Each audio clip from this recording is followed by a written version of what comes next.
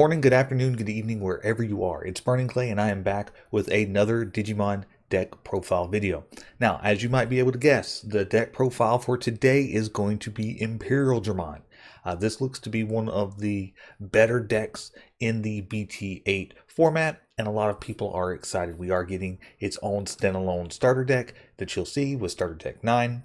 But with some cards that we've had from previous sets, this deck looks to already have enough support to really be a dominating force in the BT8 meta. So today what we're going to do is I'm actually going to bring you not one but two different Imperialdramon deck profiles. One that I think is going to be closer to what you are more commonly going to be seeing when it comes to Imperialdramon, and another that I kind of got the idea based on a comment that I've heard from another source, and I just wanted to see if there's a way to make it work. And we'll put it out there. We'll see what you guys think and move on from there. But without further ado, let's get into this first deck profile. So up first, we're going to do what I think is going to be closest to probably one of the more common setups for this deck. We'll start with our Digitama, and the first Digitama that we're running is going to be 4 copies of Xvmon from BT3. Now, this Xvmon gets the inheritable ability of when attacking once per turn, if this Digimon has jamming, trigger, draw 1. So we will have a couple of ways of getting jamming onto our Digimon, whether it's Digimon that have it as a native ability or being able to get it in as an inheritable source. And then being able to use this factor to be able to draw, kind of keep our deck consistent, is a nice play in my opinion. I know a lot of people are going more with Upamon, but I do think this has a little more synergy with the deck because we really don't have a way to strip our opponents of Digivolution sources to really get Upamon to be much of a benefit as he normally would be. Now, we are running in this format a 5th Digitama, which is the BT2 version of Xvmon. This one has the inheritable ability of on your turn once per turn. When this Digimon becomes unsuspended during your main phase, you get 1000 DP for the turn. You could take it or leave it. In this deck, I believe there are ways that we are going to be able to play around with unsuspending our Digimon. I don't know how much this is actually going to factor in, but it's a nice little option to have in there if you want a chance at a bit of a DP increase for the turn. All right, now we're going to get into our level 3s, and the first level 3 that we're looking at is 4 copies of Xvmon from this Imperialdramon starter deck. No inheritable abilities, but it does have a nice on-play ability of revealing the top 3 cards of your deck and adding 1 card with free in its traits among them to your hand. You place the remaining cards at the bottom of your deck in any order. Now, as you go through this deck, you will see that all but 1 card has free in its traits. So this card can literally search for anything in your deck, put it in your hand. It's a nice card to have if you're looking for a specific card, kind of shuffle through your deck a little bit and just get some deck draw going on. So the next level 3 that we're going to be looking at is 4 copies of the EX1 version of Xvmon. Now, this Xvmon has the inheritable ability of on your turn once per turn. When this Digimon becomes unsuspended during your main phase, you gain 1 memory. Like I said, we have some ways to be able to unsuspend our Digimon during our main phase, so being able to capitalize on it, gain a memory, in my opinion, is a nice trait to have on the board if possible. So our last level 3 that we're going to be running is 2 copies of Xvmon from BT3. Now, this is a Xvmon that comes with jamming, so potentially having it on top of our Xvmon, we could be looking at some early card draw, but we're also looking at early aggression without having to worry about our opponent's security Digimon. Now, if you notice, we're only running 10 level 3s in this deck. Once we get into our level 4s, that'll probably become a little more apparent as to why we can get away with this. Speaking of our level 4s, we're going to start off with 4 copies of Xvmon from EX1. Now, this Xvmon comes with jamming natively, much like our level 3 Vmon. He can also digivolve on top of a green or blue card, which we're not too worried about because of all of our rookies are blue. But if you wanted to switch it up and have more of a green base, you could still run this card without any issues.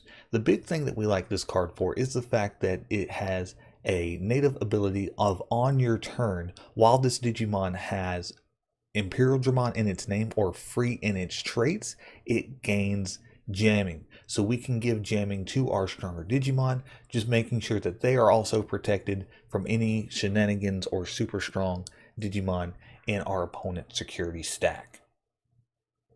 Moving on, we're going to be looking at 4 copies of Stingmon. Now this is the Stingmon that is coming out in the Imperialdramon starter deck. Now this is the card that allows us to get away with only running 10 level 3s because it is a 4 cost to hard drop, but it has a native ability that when you would play this card from your hand, if you have a blue Digimon in play, you can reduce its play cost by 1, thus making it only 3 to hard play, basically making it another level 3, but this time we're just that much closer to being able to get into our level 5s, which we really want to do. Then it also has the nice ability of having the inheritable ability of when attacking, if you have a blue Digimon in play, draw 1. As you can see from our deck so far, we're going to have plenty of blue Digimon to be able to trigger this off of, so we could be looking at a little bit more consistency with our deck. Now we're going to round out our level 4s with 4 copies of Lydramon. Now this is the Digimon that has Armor Purge that allows us to digivolve on top of a Xvmon for just a 2 cost. So we're able to go in and actually have a little bit of cost reduction for that because all of our level 3s are going to be Xvmon. Now it also comes with Armor Purge, meaning that if this Digimon was destroyed, we can just delete the top card of the stack and save the Xvmon that would be underneath. Also, when it comes to digivolving, we can suspend one of our opponent's level 4 or lower Digimon, thus allowing us to make a few plays. If we wanted to attack into that Digimon, we could. If we wanted to suspend any blockers that our opponent might have on the field, that would be a benefit as well. And then being able to split up our level 4s in this matter to where we have 4 straight blue, 4 straight green, and then we have our Lydramon being a blue-green card, allows us to go into our level 5s with knowing that we have a pretty good chance of having anything that we would need to be able to get and do our Jorgus digivolving, which we're looking to do at level 5s. Speaking of which, here is the star of the deck, and that's going to be 4 copies of Imperialdramon. Now this is our DNA Digivolution card. It allows us to use a green and blue card, level 4s, to then digivolve here, combining both stacks and allowing us to really create some strong, unique, inheritable abilities. Now also when digivolving, when we DNA digivolve, we can return one of our opponent's Digimon with 6000 DP or less to the bottom of the owner's deck. And then attacking once per turn, we can unsuspend this Digimon. So then if we had our EX1 Xvmon underneath, we would gain a memory. If we had our 1 Digitama that allows us to gain the 1000 DP, then we could be looking at 8000 DP on top of that. And then being able to use that and basically digivolve for free and then potentially gain a memory is huge. If you have your Xvmon underneath, you're looking at jamming. You can potentially be having a draw 1 with the Stingmon. Sadly, our Lydramon does not give us any inheritable abilities, but it's a nice consistency factor for the deck to be able to make sure that we can pull off our DNA digivolving with Imperialdramon as much as possible. We're going to finish off our level 5s with 3 copies of Chimeramon. Now this looks to be one of the more popular cards coming out of BT8 because it is a DNA Digivolution card that can literally DNA Digivolve with any 2 colors.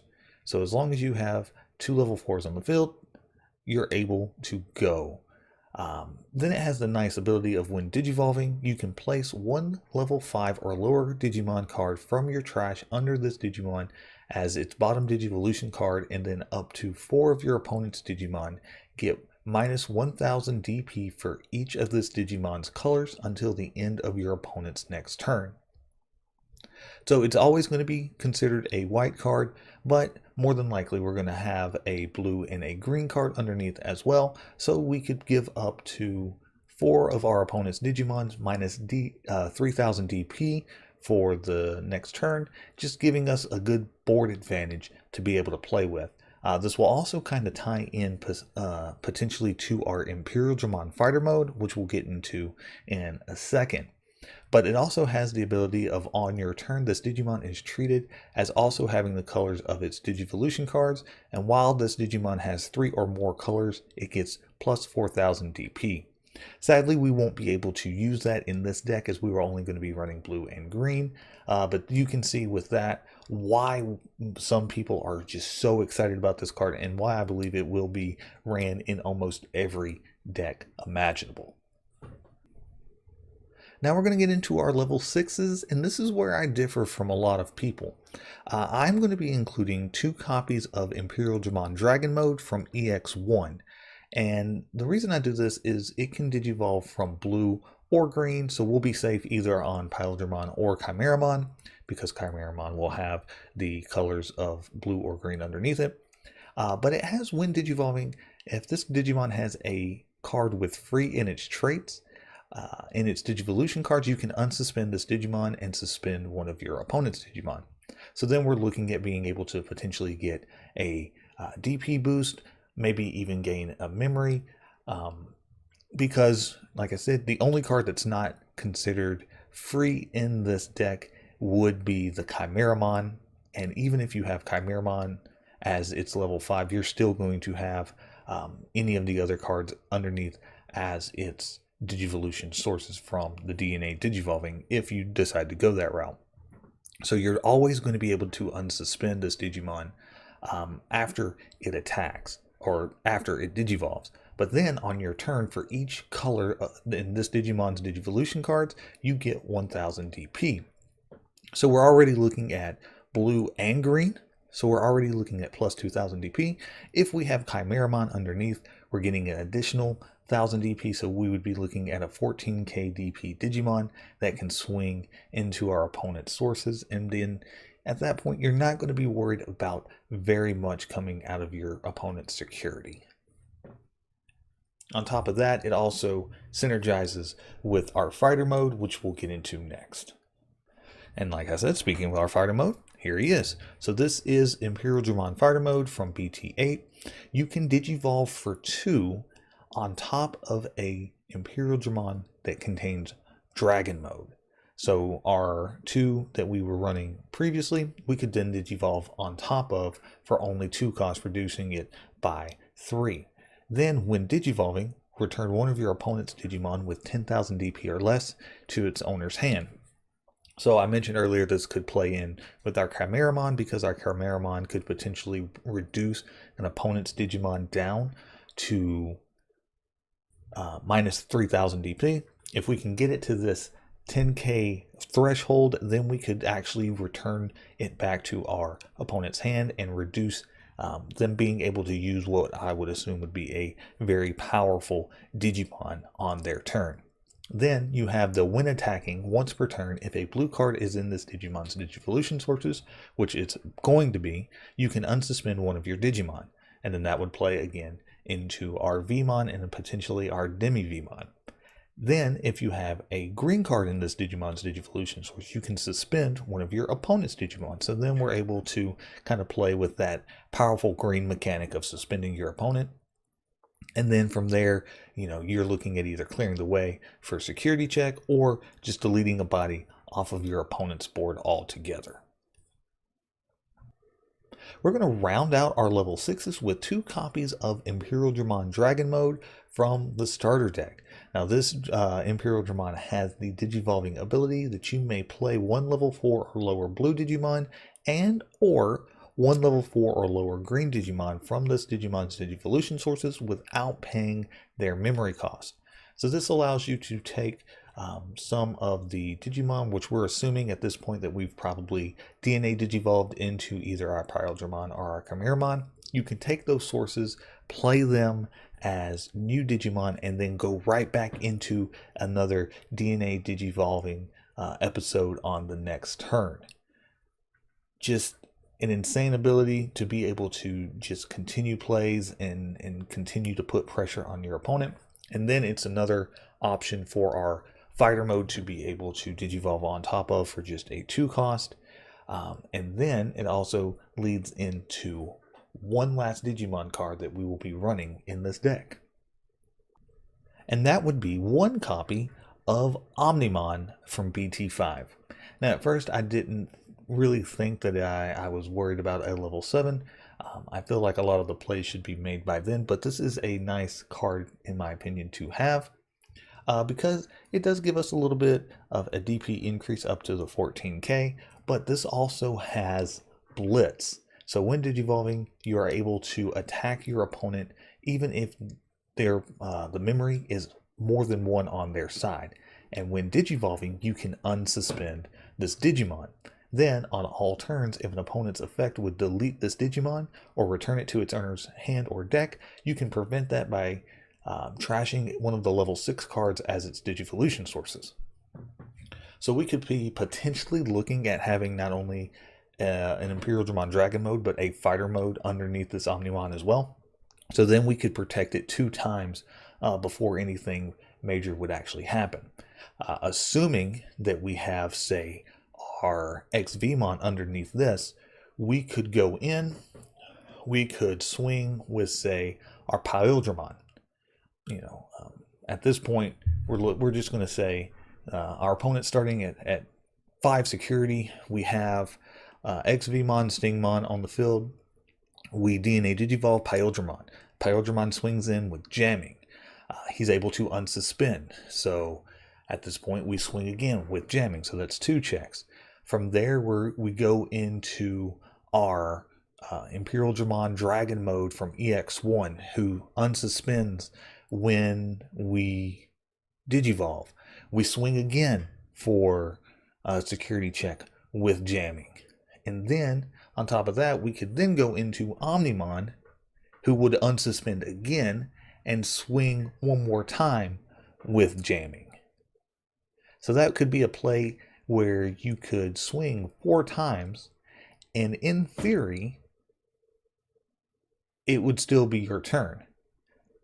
Because if you had, especially considering if you had your Xvmon from EX1 underneath, helping you with some memory, and then as you can see from our option cards, we have other ways of gaining memory as well.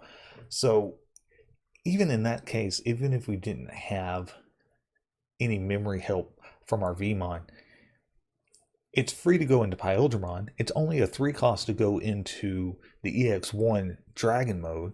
Hopefully we're starting with at least 3 memory at that point.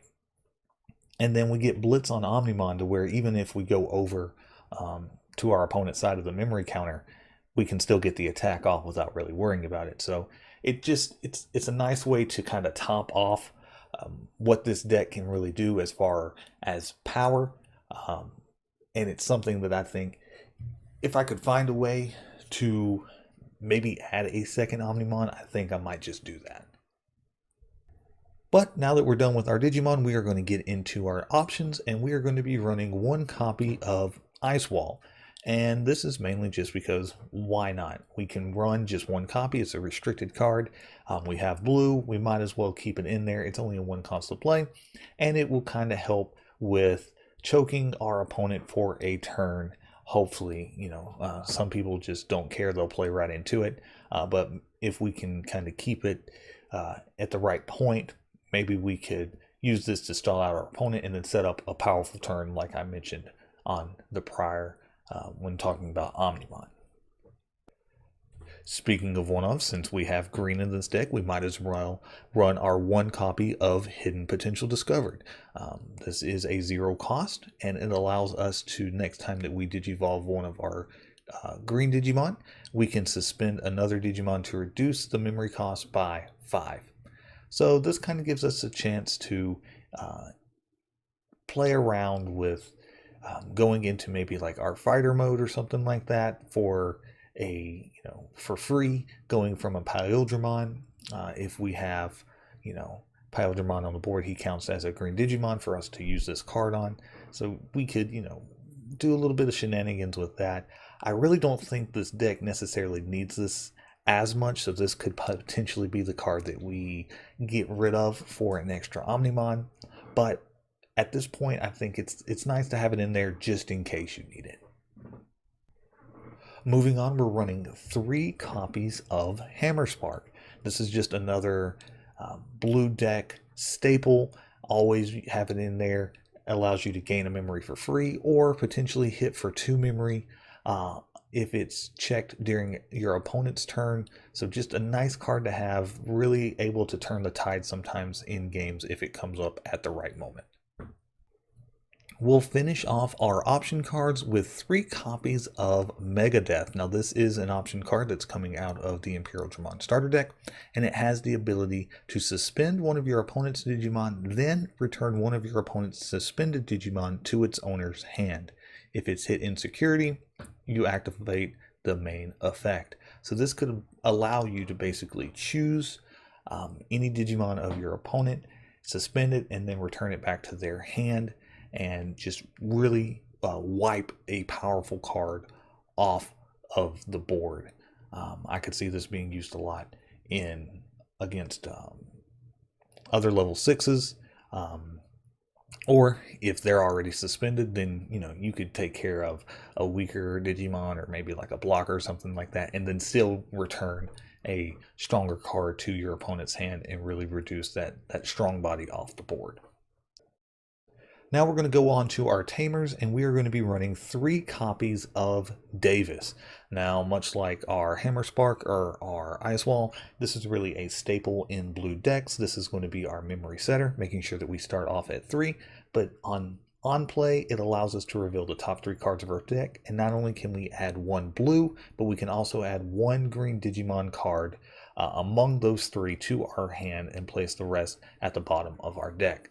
And then since we're running a few blue-green options as well, then you're able to actually pick, if you have, say, Lydramon and then a Imperialdramon, you could pick the Imperialdramon as your green and your Lydramon as your blue and get both cards off of that. So basically anything in this deck is searchable other than our Chimeramon, but our Chimeramon's not necessarily our main level 5 we're trying to play anyways. So I don't really think that's going to hurt us too much with this. So Davis has to be in this deck one way or another. So we're going to finish this off with 3 copies of Davis and Kin. This is the Tamer that's coming out in BT8 blue-green card, and at the start of our main phase, this card allows us to gain a memory if we have a blue Digimon in play, but it also allows us to gain a memory if we have a green Digimon in play. So hopefully we have a blue and a green on the field. We have our Davis out as well, and we could potentially be looking at starting with 5 memory to begin our turn. Then on our turn, if one of our Digimon digivolves into a Digimon with 2 or more colors, we can suspend this Tamer to unsuspend that Digimon. So just a way for us to really be aggressive with if we want to go into security and then digivolve on top of it. After the check is done, then use this card to unsuspend it and just continue our aggression.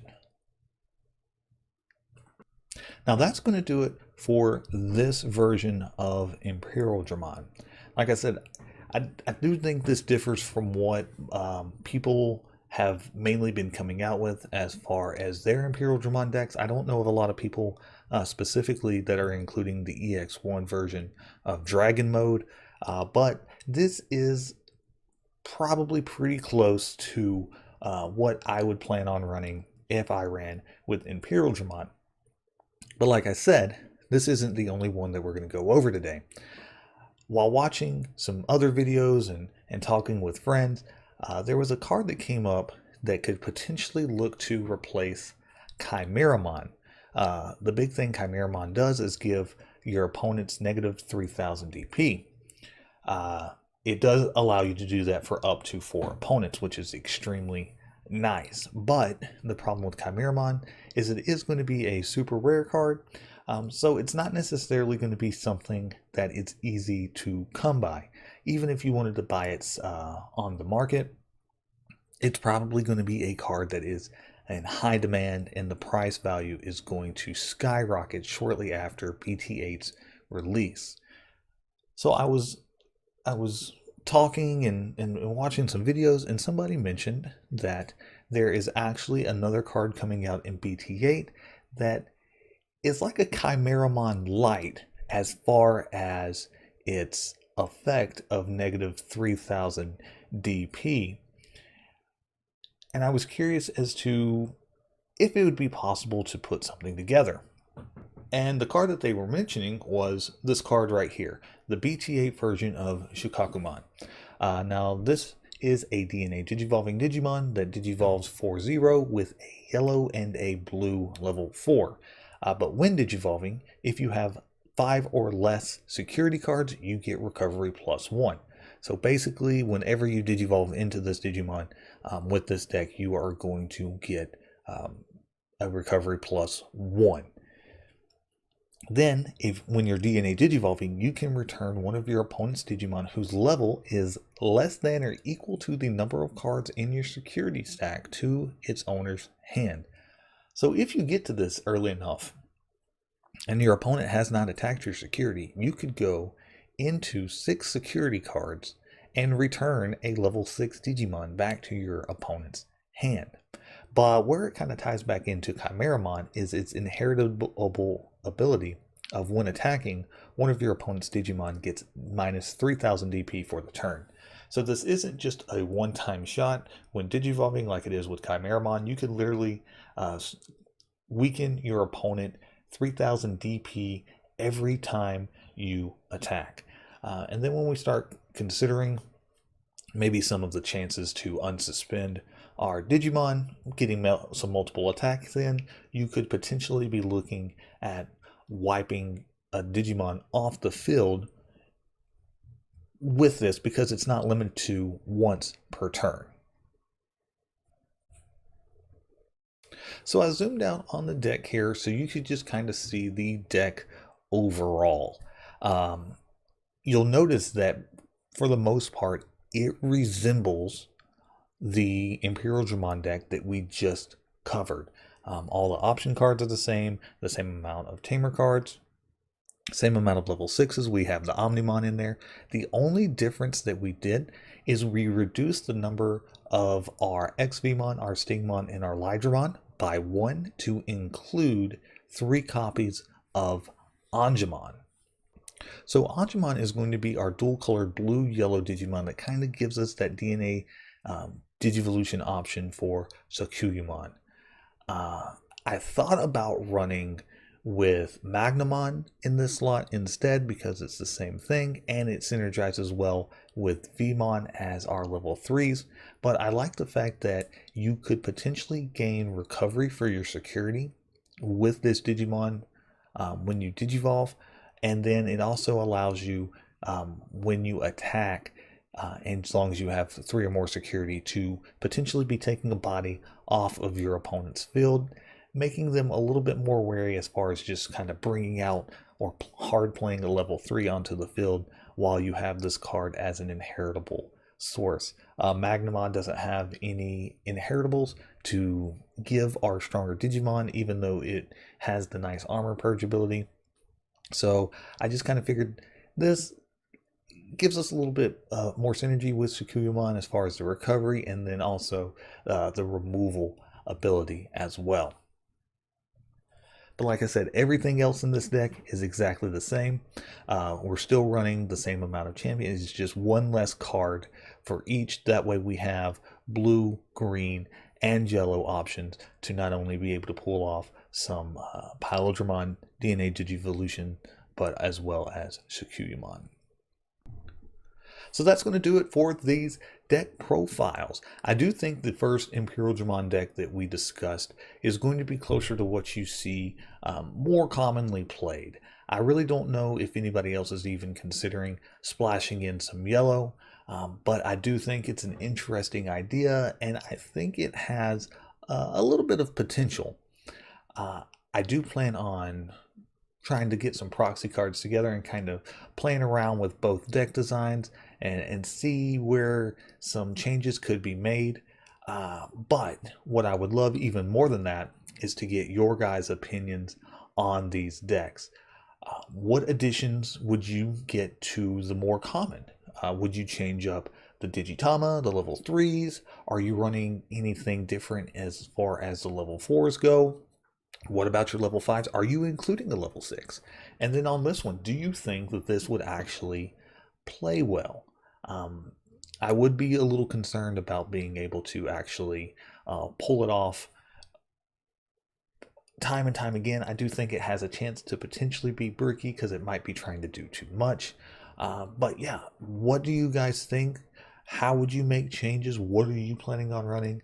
As always, I appreciate when people come on and chit chat a little bit in the comment sections. I love talking about the game, and I really learn a lot from you guys.